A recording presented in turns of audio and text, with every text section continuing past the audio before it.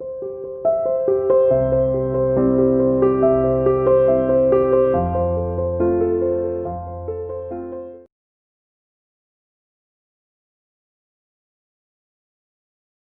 हैं आप सभी?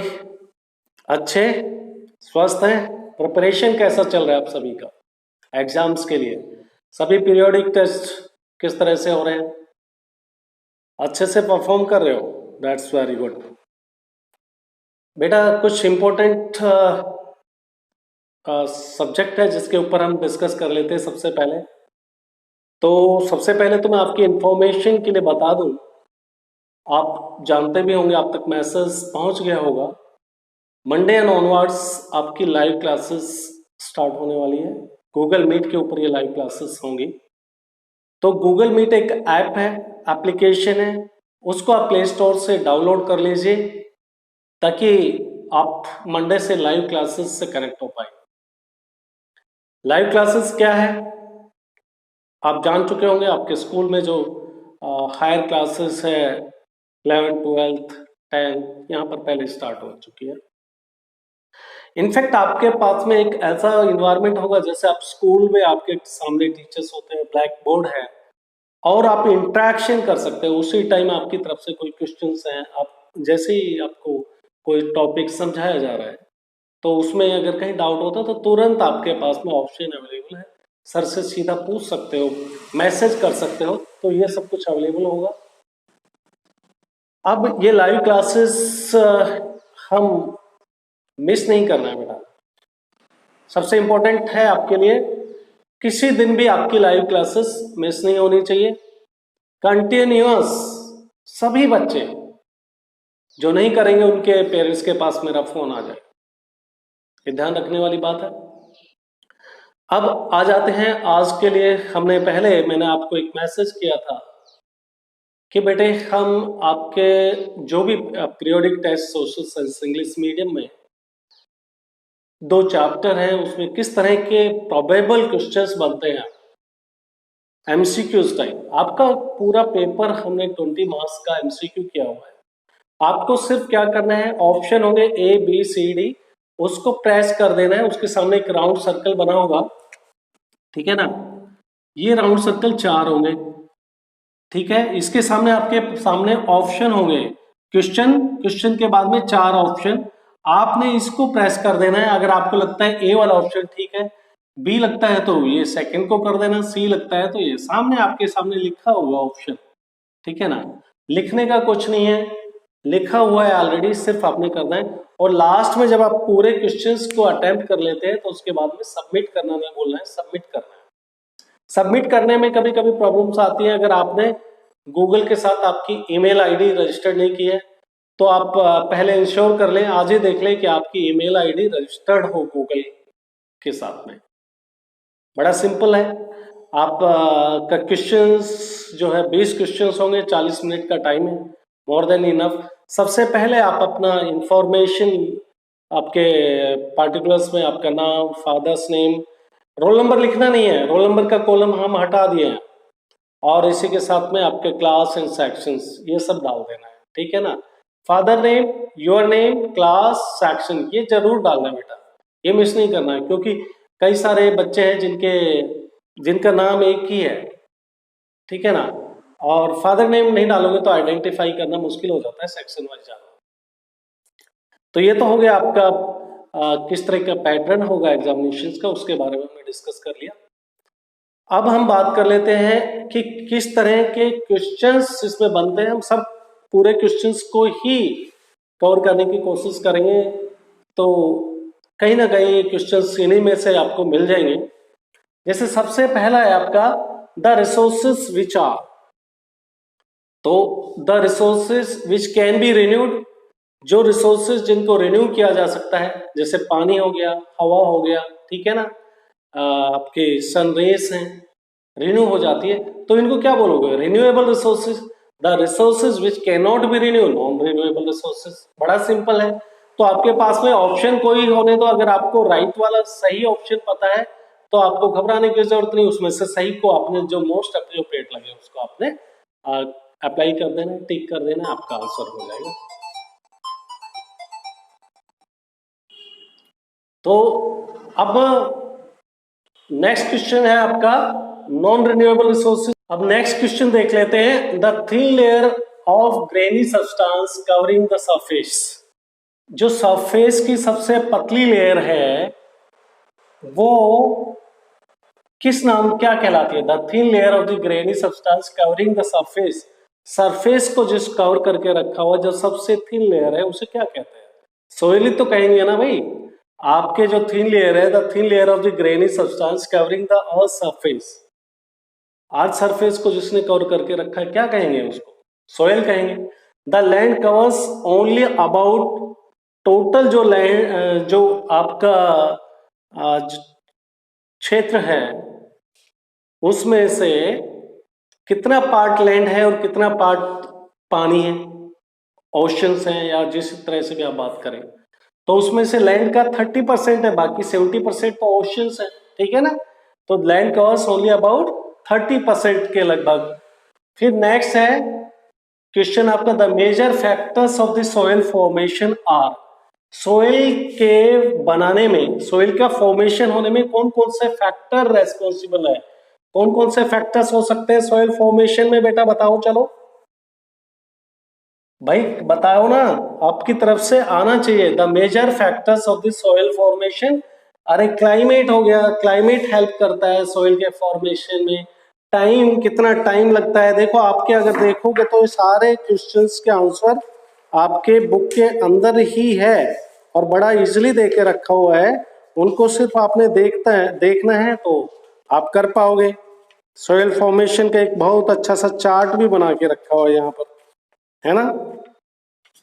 देखना पड़ेगा, लेकिन थोड़ा तो बेटा मेहनत तो करना ही होगा, बगैर मेहनत तो कुछ नहीं होने वाला है।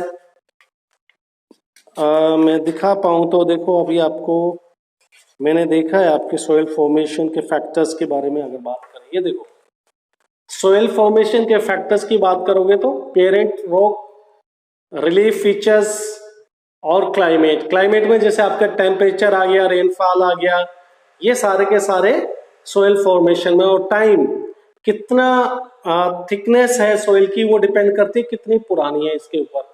तो ये आपके हो गया सोइल फॉर्मेशन के मेन फैक्टर्स। अब इसके बाद में नेक्स्ट क्वेश्चन है, the following factors are responsible for degradation of the soil, soil की क्वालिटी को डिग्रेड करने के लिए कौन कौन से फैक्टर्स रेस्पॉन्सिबल हैं? क्या हो सकता है? सोइल की क्वालिटी कब खराब होती है? फ्लड की वजह से होती है, ठीक है ना। फ्लड के साथ साथ में और किससे होगी? केमिकल फर्टिलाइजर्स का ज्यादा इस्तेमाल करेंगे तो सोइल की क्वालिटी आपकी बेकार होगी। और इसके बाद में आप बात कर सकते हो लैंडस्लाइड्स, लैंडस्लाइड्स हो गया, फ्लड हो गया, केमिकल फर्टिलाइजर्स हो गए, ये आपकी सोइल की क्वालिटी को डिग्रेड कर देते हैं। नेक्स्ट क्वेश्चन है, the process in which bare ground between the plant is covered with a layer of organic matter like straw is called. आपने खेती करने के टाइम में और जब बीच में जो जगह है खेती की और उसके बीच के जगह में आप कुछ स्ट्रॉ वगैरह को डालते हैं तो उसको क्या बोलते हैं? ठीक है ना, कवर कर दिया ताकि आपकी जो पानी है वो ऑपरेट होके ना उड़े। खेती में जब पानी देते हैं उसको, तो उसको मल्चिंग कहते हैं। सिंपल है, क्या कहेंगे? Mulching, right. अब नेक्स्ट है question, the process in which different crops are grown in alternate rows and are sown at different times.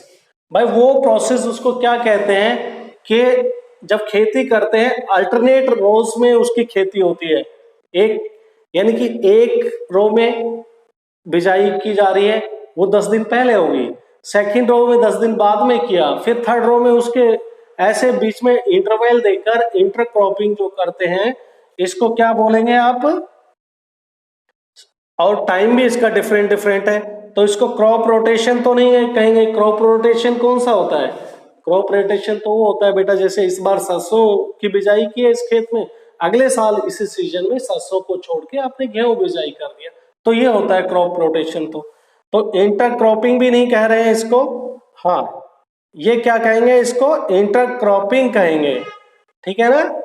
भाई आपने क्या किया, अल्टरनेट रो के अंदर डिफरेंट डिफरेंट वेराइटी के सीड्स का इस्तेमाल किया, डिफरेंट टाइम में किया, तो इसको हम इंटरक्रॉपिंग कहेंगे। जब आप कहीं पर टेरेस फार्मिंग का मतलब ये हुआ, आप ऐसी जगह पे खेती कर रहे हैं जहाँ पे स्लोप है और उसमें आपने लेवल करके जमीन वहां पर खेती करना शुरू कर दिया। अभी आपको दिखा देंगे हम फोटो। तो वो स्टेप में जो खेती करते हैं बराबर करके लेवल, उसको टेरेस फार्मिंग बोलते हैं। तो टेरेस फार्मिंग हो नहीं सकता, कंटूर प्लोइंग भी हम ये जो हिली रीजन है उसमें भी उसी में करते हैं। तो ये भी आपका किस क्लियर हो गया। The breaking of rock is known as, भाई रॉक्स का टूट जाना क्या कहलाएगा, आप देख पा रहे हो।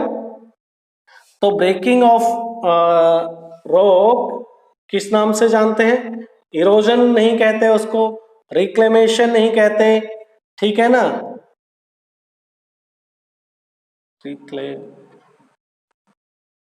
रिक्लेमेशन नहीं कहते, डिग्रेडेशन भी नहीं कहते। वो तो डिग्रेडेशन तो कोई भी क्वालिटी का अगर कोई नॉर्मल स्टैंडर्ड से डाउन में जाती है तो डिग्रेडेशन।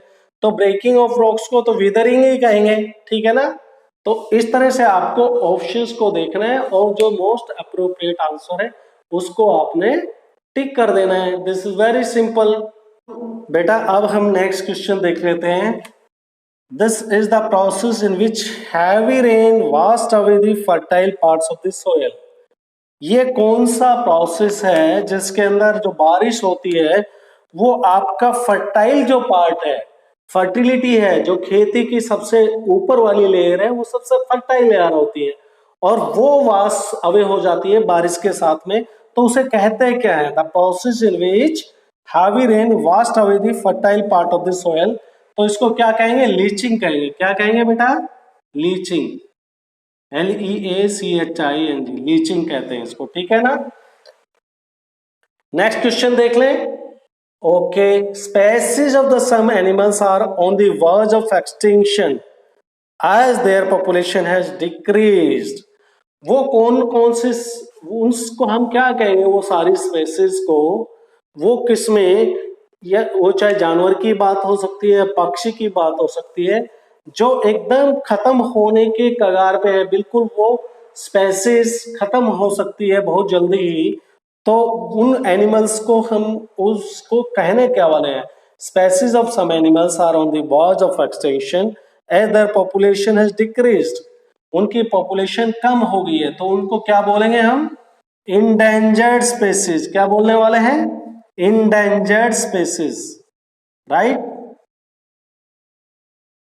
इंडेंजर्ड स्पेसीज बोल देंगे उसको, ठीक है बेटा।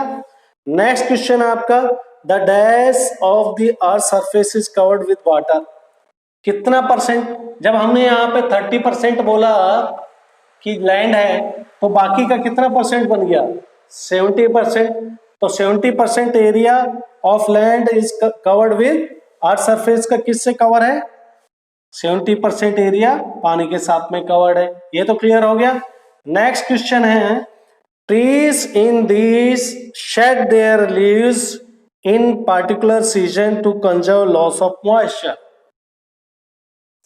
वो पेड़ पौधे जो अपने पत्ते हैं वो एक पार्टिकुलर पीरियड में, पार्टिकुलर एक सीजन के अंदर शेड कर देते हैं, गिरा देते हैं। किस लिए गिराते हैं, ताकि मॉइस्चर जो है उसको कंजर्व करके रख सके। कब होगा ऐसा बेटा, देखो जब बारिश होने का सीजन नहीं होता है तो पेड़ को पानी की जो पूर्ति है अपनी वो कहां से करता है, पृथ्वी से कर रहा है, धरती से। This is getting the water from the water table, नीचे से उनको पानी मिल रहा है। और अगर पत्ते होंगे तो उनको और इवापोरेशन होगा पत्तों के थ्रू, तो उस पीरियड में पत्ते को गिरा देते हैं पेड़। तो इस तरह के पेड़ को हम डेसिडियस फॉरेस्ट बोलते हैं। क्या बोलते हैं, डेसिडियस फॉरेस्ट, राइट, हो गया।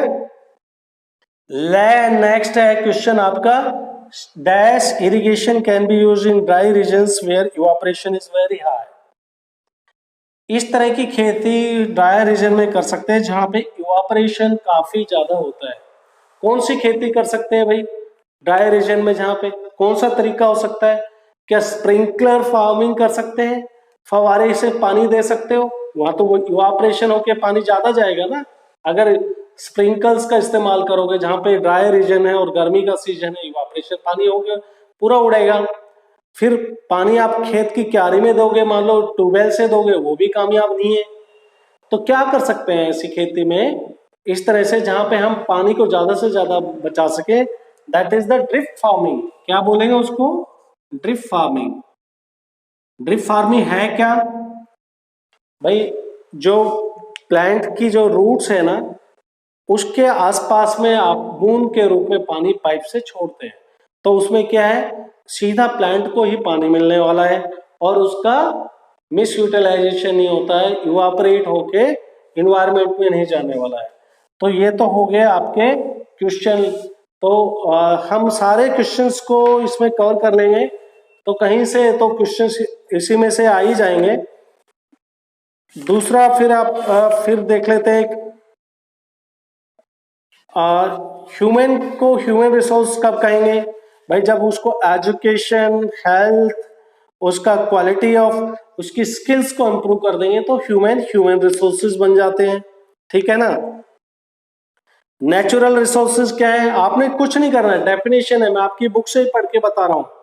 नेचुरल रिसोर्सेज वो सारे रिसोर्सेज जो हमको नेचर से मिल रहे विदाउट एनी मॉडिफिकेशन, उसमें कुछ